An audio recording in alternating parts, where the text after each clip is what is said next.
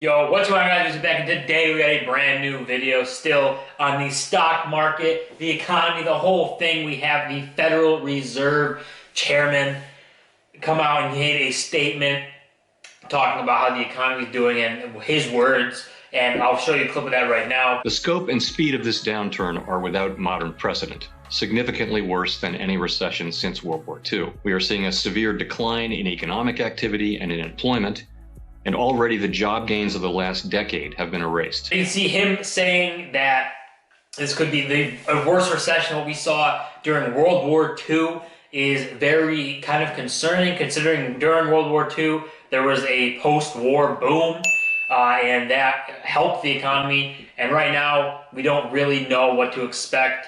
And with him saying there's no modern precedents is kind of doesn't really matter too much, because every recession is different. No recession is ever the same, which is why there's no like blueprint or plan on how to beat this recession and come out quicker or come out better than how we have before, because every recession is different.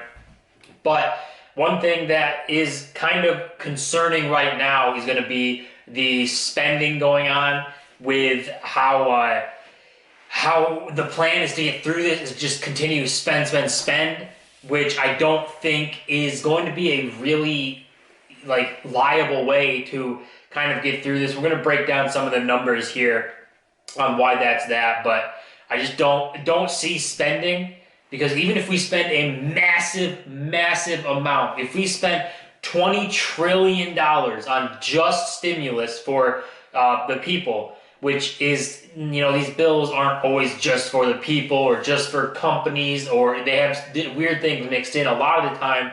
But if we did 20 trillion strictly for people, that would float the average American about 3.5 months, and that's it.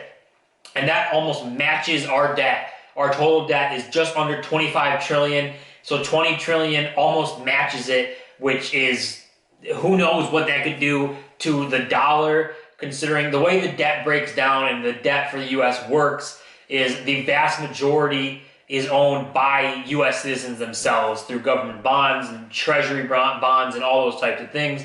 I think it's just over $19 trillion of the debt is just owned by citizens. It's debt, or it's money bought through bonds, and then you collect that interest rate and stuff. But that's the majority of where it comes from.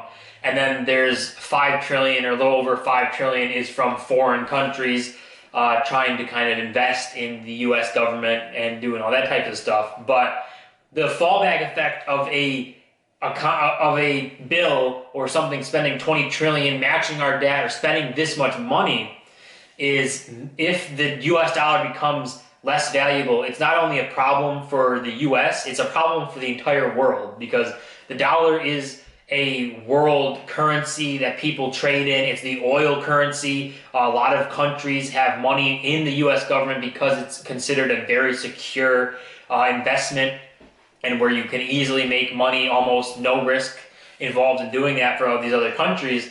But if we fall out of that category by spending all this money to try and fight this illness and try and get people to float through unemployment and stuff, it's just not going to come out. I just feel like we'd come out worse after it if countries are no longer interested in investing in the U.S., so no longer willing to put into the debt and stuff and give the government money. No longer are the citizens going to be able to buy bonds if they don't have an income coming in. Why are they going to buy bonds if they don't have money to do that? So there goes all of the money that comes into the debt, where the government uses it to spend stuff. That's what they do with it. So if you lose all of that and you lose value in the dollar, that just everybody that lives in the U.S. life will change drastically.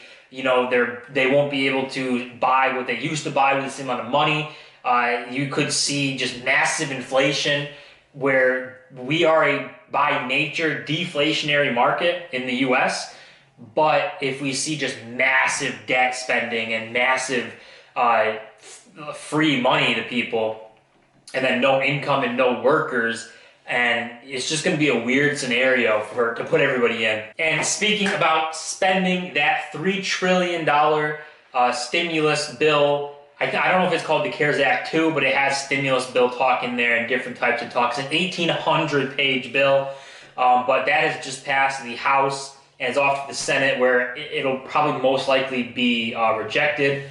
But that would put, let's say that goes through and stuff, that would already put our spending at $5.2 trillion for getting through this pandemic, which is a lot of money. That in of itself is a little over a fifth of the total debt that the U.S. has. So the $2 trillion, when we looked at that bill and saw that go through and everyone got their money and all the support and funds and stuff, that was better for, looking at inflation and people worrying about it, because you didn't have to really worry. It wasn't that much money when you think about it, to like the total debt and how it was going to be done. But now you look at adding $3 trillion, and that's going to put us at $5.2 trillion total, with no stop in sight, with no like goal where it's like we're going to get here so that we can start getting people working again, getting people making money and contributing to the economy and recovering from this. I haven't seen any talk about that and anything like that.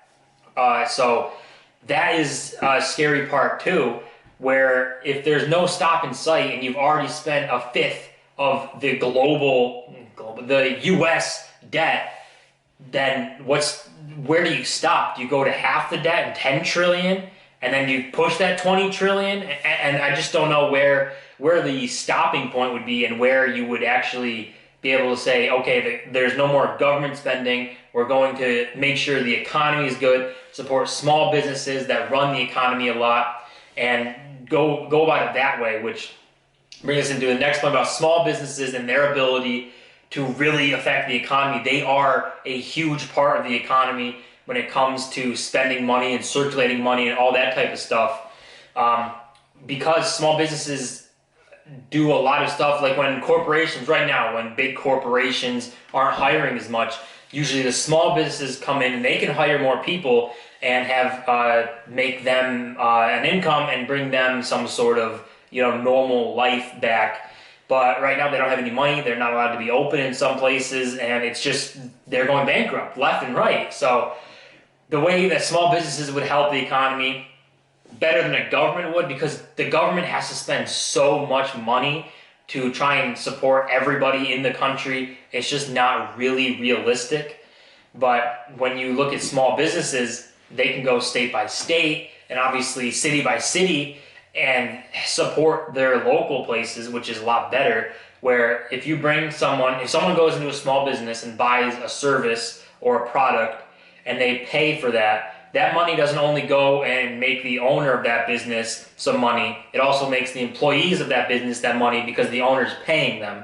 So that service or product that you're buying makes money for the owner, makes money for all the employees, however many they have, makes money for circulating the economy, brings other people their ability to make an income. And I think small businesses make up like 35% or something of the U.S. economy. And with them going bankrupt left and right, who knows how long this could take to recover from this, to get them open again or support them, or if they can ever come back at any point. So, and to end this video, I'm going to bring up one thing that I've been talking about before, and people might not really like hearing it, but Bitcoin is a #1 asset that I see that could help in fighting against this if you are investing in Bitcoin and stuff, because seeing these prices, but debt go up and up and up and up, and we don't know, there's no stop and end. We already have a $3 trillion bill passed in the House, being discussed in the Senate, and a $2 trillion bill that already passed. That's done. We all know that. The $1,200 stimulus check and all that was in there. But with $5 trillion in spending already, up for grabs right now and being debated, where's the end? And that could cause massive inflation. If we start going to $10 trillion spent, I mean, that is when we could probably start seeing either massive inflation or deflation, which both are massively bad for the economy. And Bitcoin was strictly designed for this intended purpose, is to fight inflation. So there's only X amount of Bitcoin, 21 million, I think, Bitcoins ever going to be available. The halving already happened, so it's already harder to mine Bitcoins. So buying them and holding them is just like holding gold in like the digital world, which is what we're in. We're in a digital world right now, so I think everybody should have Bitcoin, should be involved in it in some way or another, and try and get your hands in there, because just to protect yourself a little bit against a possible inflation, or to even just have yourself a piece of the pie of what you might think for the future. If you don't believe in Bitcoin, don't like it, don't care about it at all, then by all means don't buy it. But in 5 years or a few years, you might be kicking yourself for not buying Bitcoin. So that's just to end this video. Like, Bitcoin is a big possibility of a huge player. Stocks with inflation, they should go up, but they're also companies. So, you know, with a tough times and bad revenue reports and all this types of stuff, if that happens, the prices could go down and continue to go down, as we've seen in some cases here with some fear and everything. But Bitcoin, there's no fear, there's no company, it's a currency, digital currency, and that is just what it is. And that's how, you know, you can come in and hold it, and it doesn't need to make money because it's not a company. But if the dollar keeps getting inflated or something, then Bitcoin just goes up with that dollar amount. And we'll see. I mean, we'll see what happens. And I think that it's a very good bet to have something in Bitcoin, something to hedge against, like, you know, what's happening, just in case. And even at worst, if inflation or deflation doesn't happen and we're good, then you still can have Bitcoin. It can still pay off and still be a part of the future and stuff. So, guys, that's going to do it for this video. I mean, the Fed coming out and talking about a tough economic, like, recovery, seeing that the inflation could happen and the spending is just going to be massive if we have to try and spend government money to get through this. But let me know what you guys think. What you guys are investing. Are you still buying stocks and stuff? Are you getting into Bitcoin? And as always, don't forget to smash that like button, smash the subscribe button. We're on the path to 1,000 subscribers. I'll see you guys in my next video.